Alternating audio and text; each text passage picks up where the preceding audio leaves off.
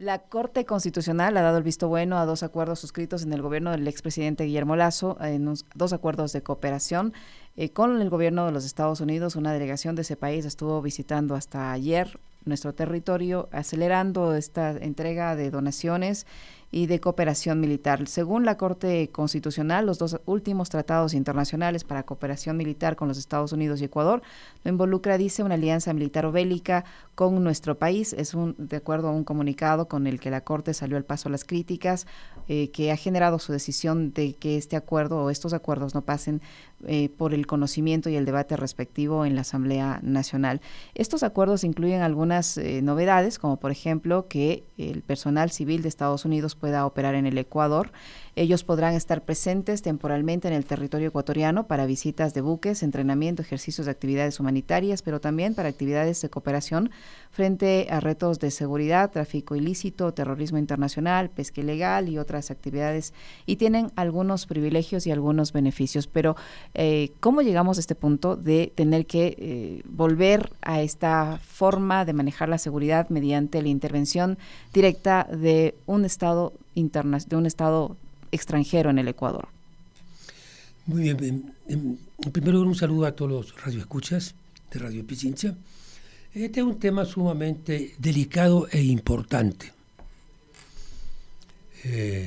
Este acuerdo, que tiene vieja data.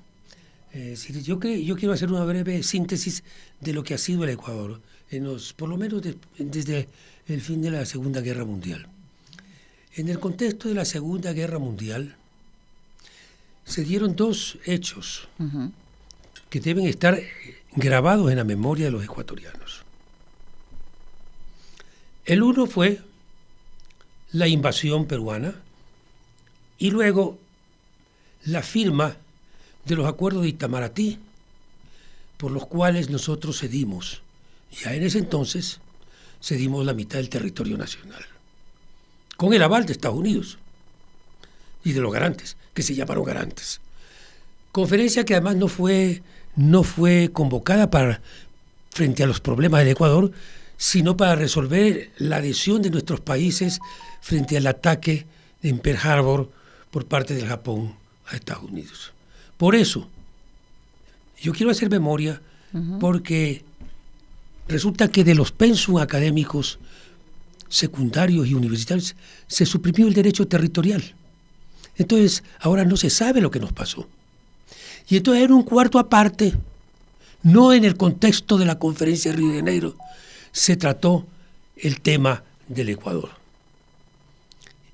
Bien, y luego llegamos pues a lo que ya todos conocemos, finalmente al reconocimiento pleno de lo que pasó el 41 en el Brasil. Paralelo a eso, entonces, luego, el Ecuador cedió momentáneamente las bases de Salinas y de Galápagos, haciendo el triángulo de defensa continental. Cuando concluyó la guerra, los americanos no se iban. Entonces, el Congreso, la gente que estaba en el Congreso en ese entonces, demandó la salida de las tropas norteamericanas, que además depredaron bastante a las islas. Entonces se fueron, pero lejos de dejar los insumos que habían usado, todos los botaron a la Chocolatera. La Chocolatera es un sitio muy complejo que hay en la península de Santa Elena. Sí, bueno, lo conozco. Entonces ahí ya tuvimos la presencia de ellos. Luego tuvimos también la presencia en la base de Manta. Entonces el Ecuador, por su ubicación meridional, es un punto estratégico, ¿no? Es un punto estratégico, Panamá, Galápagos, la costa ecuatoriana. Es un punto, el triángulo, lo que se llamó en algún momento el triángulo de defensa continental. Ahora, nosotros estamos inmersos en un problema interno y al mismo tiempo externo. ¿Por qué al mismo tiempo externo? Porque el tráfico de drogas está monitoreado por grandes carteles internacionales, no nacionales. El Ecuador es un país de tránsito. Los productores de la droga son Colombia, Perú y Bolivia. Y el Ecuador es el país donde se transporta a Estados Unidos o a Europa la droga a través de diferentes, sobre todo en los últimos tiempos. Se almacena y se transporta, porque vemos cómo han tenido la droga almacenada en caletas, en propiedades. Claro, hasta que lo transporte, ¿no? Claro, aquí se ha creado una infraestructura de caletas, pero todo es para exportar. Nosotros no somos productores, somos exportadores. Entonces, todo eso está ligado a los grandes carteles de Sinaloa, de Jalisco, etcétera, ¿no? Y de Colombia, que son realmente las cabezas del tráfico internacional, los grandes intereses, y los que hay en Estados Unidos, que, como bien lo ha señalado uno de los principales filósofos mexicanos, resulta que nunca se cogen a los traficantes ni a las cabezas de las drogas en Estados Unidos, pero en Estados Unidos no hay pueblo en el que no se venda droga. No hay pueblo. Y Estados Unidos es un país continente, estamos hablando de un continente, del continente del norte de América.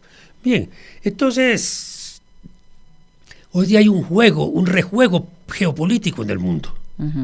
Una reconfiguración. Una reconfiguración geopolítica en el mundo. La emergencia de una gran potencia económica y ya también militar como es China, Rusia, etcétera, con conflictos, la situación del Medio Oriente, la situación de los países petroleros africanos, ¿no? De los estados árabes, ¿no? Y también en América Latina hay una reconfiguración. Es decir, ya hay dos posiciones. La una, mantener el principio de la hegemonía de un país, la hegemonía de Estados Unidos, y el otro, que es el principio de la multipolaridad, ¿no?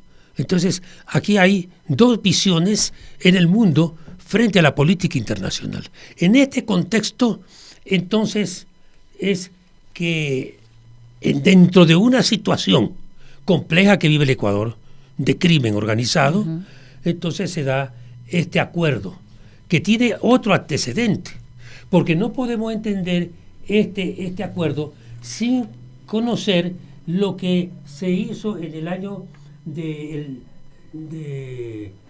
año 22, cuando el senador Bob Méndez presentó un proyecto de ley, de Estados Unidos, ¿no?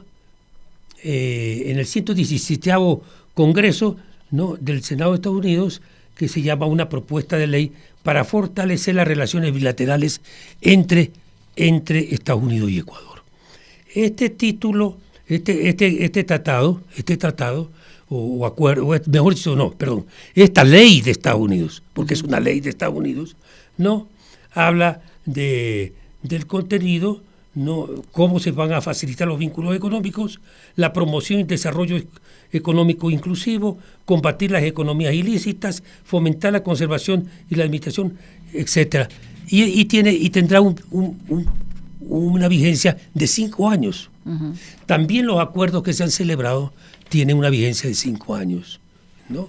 Es decir, se está aplicando la ley de Estados Unidos en este acuerdo. Esto es lo importante, que aquí hay una ley de Estados Unidos y eso consolida, si bien es cierto, es un lenguaje de relaciones internacionales, de apoyo, que es correcto en política internacional.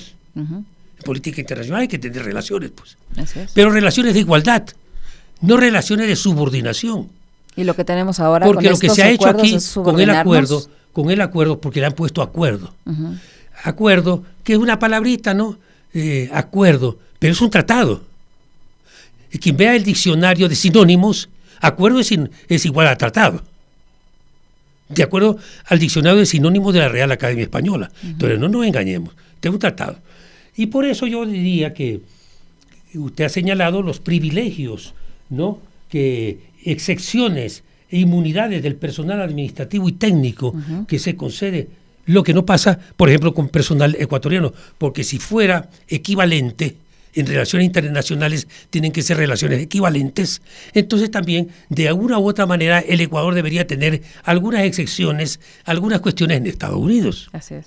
¿No? Entonces, una cosa muy grave es la jurisdicción penal que se les entrega. Se les entrega a ellos la jurisdicción penal para los juzgamientos de infracciones de su personal, ya sea militar, ya sea de los contratistas que hagan, de los contratistas que vengan, etcétera. Y básicamente se habla de traer contratistas, ¿no?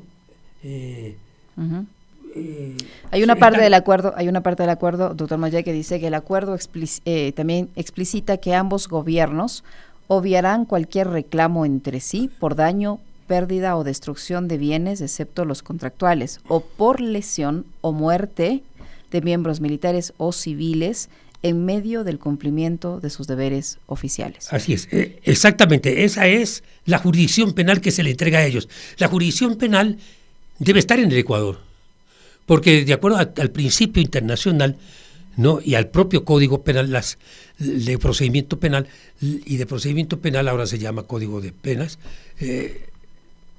los delitos se juzgan donde se producen, no en juzgados de afuera. Y entonces aquí no están exentos, fíjese, dice también una parte del acuerdo, que están exentos de inspección, licencia, tasas de aduana e impuestos. Es decir, son privilegios totales para los que vienen en el concepto de ayuda. Así, el acuerdo también señala que Estados Unidos mantendrá el control disciplinario y la jurisdicción penal sobre su personal dentro del territorio ecuatoriano. Eso es lo que le acabo de decir. Eso es clarito. Tanto militares como civiles no pagarán impuestos locales y podrán importar o exportar bienes personales, equipos, suministros, pertrechos, tecnología, entrenamiento o servicios relacionados con el acuerdo. Estos movimientos estarán libres de cualquier inspección, licencia o restricciones, tasas de aduanas, impuestos o cualquier otro cargo aplicado. Y ambos países cooperarán para garantizar la seguridad y la protección del personal, los bienes, los equipos y los registros y la información oficial de los Estados Unidos. Mire, ¿quién no garantiza, y no es una suposición abstracta o de mala fe? Yo le estoy diciendo que las relaciones internacionales, y yo soy partidario de tener relaciones en pie de igualdad buenas con Estados Unidos y con el pueblo norteamericano. Porque una cosa es el pueblo norteamericano y otra cosa son las élites y la política imperialista de determinados círculos militaristas de Estados Unidos. La hemos escuchado a la comandante del Comando Sur de Estados Unidos, que ellos están interesados en el litio, en el triángulo del litio, en el petróleo, y que están interesados en tierras raras que existen en el Ecuador, etcétera. Es decir, están interesados en cuestiones de los recursos de nuestros países. Y entonces, si van a sacar recursos para cualquier cosa, entonces ellos no van a pagar impuestos, no van a pagar nada. Es decir, tenemos que ver esto. Y hay un antecedente. ¿Por qué la no inspección? Si hay algo transparente, pues que me vean. Pero si hay algo, ¿por qué no inspeccionar? Acordémonos de ese proceso de los Irán Contras en Nicaragua, cuando precisamente se financiaba contra los procesos democráticos y revolucionarios de Nicaragua con el tráfico de drogas. Entonces, aquí no se puede ser ingenuo en política internacional ni nacional. Y es más, yo le diría una cosa. Un tratado tan importante como este, el gobierno, el presidente, debió haber explicado al país, punto por punto, de lo que se trataba. ¿Socializado? Es el jefe del Estado, el jefe de la nación, el que nos representa. No es el dueño del país, es el que nos representa.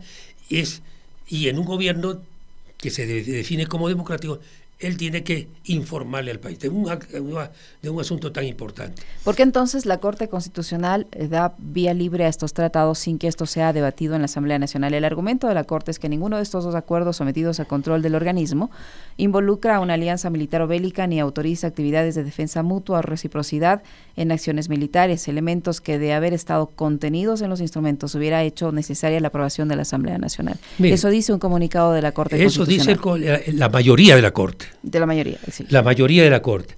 Entonces, claro, ellos dicen que el 419 de la Constitución dice que no serán, que se requerirá la aprobación de la Asamblea, ¿no?, los que se refieren a materia territorial o de límites, y se establezcan alianzas políticas o militares. Entonces, ¿cuál es el argumento de ellos? En primer lugar, que esto no es una alianza, no es un tratado, sino un acuerdo. Falso. Ya le dije que acuerdo y tratado y alianza es lo mismo. En segundo lugar, ellos van a inspeccionar con buques la pesca ilegal, sobre todo, dicen ellos, para controlar la pesca de China. Pero también buques norteamericanos privados pescan en aguas territoriales, lo que eran aguas territoriales ecuatorianas, y también de otras nacionalidades. Entonces, de pronto hay intereses en conflicto, ¿no? Y también, en materia, si hablamos de cuestiones de materia territorial, pues ellos van a ejercer incluso justicia territorial, pues. Estamos hablando en el territorio ecuatoriano. Entonces, la mayoría de la Corte Constitucional se ha inclinado a una interpretación forzosa. Yo le diría a quienes nos escuchan que no hagan tanto fe si dudan de nuestras palabras, porque a veces hay prejuicios por las posiciones que uno tiene. Pero hay el dictamen 1023 del 1 de enero del 24, que es el voto salvado de la jueza constitucional Alejandra Cárdenas Reyes y Joel Escudero Solís. En el voto salvado, ellos explican jurídicamente por qué este acuerdo debió haber ido a la Asamblea. ¿Y qué dicen ellos en su voto salvado? Justamente que este es un acuerdo, que no solamente que es un acuerdo, sino un tratado. Señalan que existen elementos militares y elementos territoriales, ¿no? Justamente lo que dice contradiciendo lo que dice la mayoría. Ellos dicen no es así, y entonces explican por qué es así. Es un voto salvado bastante extenso, bastante explicativo, jurídicamente bien puesto, y sobre todo dicen, tratándose de una cosa tan trascendente, tan importante, incluso que se trata de la seguridad interna del país para combatir a la delincuencia organizada o a la narcodelincuencia, el debate debe ser público nacional, incluso para crear conciencia. La Asamblea Nacional, los legisladores deben debatir y que el pueblo ecuatoriano escuche y oiga las posiciones. Es decir, democracia significa transparencia ante todo, tanto del gobierno como de las instituciones del Estado, ¿no? Tanto de los diferentes funciones del Estado que deben hacer contrapeso, pues, ¿no? El principio del equilibrio político está en los contrapesos que se establece entre la función ejecutiva, legislativa y judicial o jurisdiccional. Entonces, un debate de estos debe ser así, y no esta forma que se viene dando desde hace algún tiempo, que aparecen acuerdos, aparece una serie de políticas, etcétera, que son secretas, reservadas, y luego nos encontramos que estas políticas secretas y reservadas generalmente benefician a ciertas personas, benefician a ciertos círculos de poder económico, y además no son conocidas por el país, no son conocidas por el pueblo. El silencio frente a cosas como estas es muy grave. Entonces yo creo que ese debate era necesario. Lamentablemente la mayoría de la Corte Constitucional ha hecho una resolución contra derecho, contra los principios constitucionales y violentando la propia Constitución que ellos, como Corte Constitucional y organismo de cierre, están llamados a cumplir. Porque la Corte Constitucional, después de sus fallos, ya no hay a quien más acudir. Ahora, en este tipo de acuerdos o de tratados debería haber, como usted señala, igualdad de condiciones. Si van a cooperar, entendiendo esa palabra, que van a ayudar, van a apoyar el hombro, van a colaborar con las tropas ecuatorianas o con las fuerzas de seguridad de Ecuador, porque del otro lado necesitan ese tipo de privilegios y ese tipo de beneficios que nuestros nacionales, nuestros efectivos, no los tienen. Precisamente eso es lo que se tiene que pensar en política desde la época de los diplomáticos ya de la nobleza, ¿no? Como Talleyrand. Había que mirar adelante, ser malicioso. No, nosotros no podemos ser un pueblo confiado. Fíjense, cuando yo era estudiante de colegio y de universidad, nos decían los profesores que en Itamaraty, en Río de Janeiro, los garantes eran garantes para que se cumplan los derechos del Ecuador. Que estos garantes iban a hacer cumplir con los derechos del Ecuador. Bueno, y después lo que sucede es que se supo claramente que no eran garantes para que se cumpla el derecho, sino garantes para que se ejecute la usurpación que el Perú hizo de la mitad del territorio nacional. Entonces, no se puede engañar así a generaciones de jóvenes, y uno resulta que cuando llega adulto se da cuenta de que lo han engañado toda la vida. No podemos admitir ahora que los jóvenes de ahora se han engañado nuevamente. Uh-huh. Si hay un acuerdo, perfecto. Por ejemplo, aquí en el acuerdo que lo tengo aquí de Bob Méndez, en esta ley de Estados Unidos, uh-huh, dice que, entre otras cosas, es para reforestar. ¡Qué bien! Yo voy a plantear aquí una cuestión que la he planteado a algunos gobiernos, pero que no me hicieron caso. Mire, el desierto peruano avanza terriblemente sobre el Ecuador. Y hay que hacer un plan de reforestación de toda la frontera para salvar la fertilidad del suelo y de los ríos ecuatorianos. Fíjense que de 10 ríos que hay en la provincia de Manabí, 7 están secos. Uh-huh. 7 están secos. Entonces, cosas como estas, que bien si nos quieren ayudar, que bien sí que pongan aviones para que tiren semillas, para que luego irriguen y que luego tengamos bosques. Sí, porque a veces en los acuerdos, en ciertos tipos de acuerdos, se ponen cosas bonitas, ¿no? Pero el caramelo, no pero que encierran fines geopolíticos de dominio. Y América Latina, como lo ha dicho la señora Richardson, ¿no?, tiene muchas riquezas minerales, ¿no?, que son vitales para la seguridad de Estados Unidos, no para la seguridad nuestra. Porque nosotros seguimos siendo exportadores de materias primas. Mire cómo no sabemos en este momento cuánto oro se sigue sacando del Ecuador.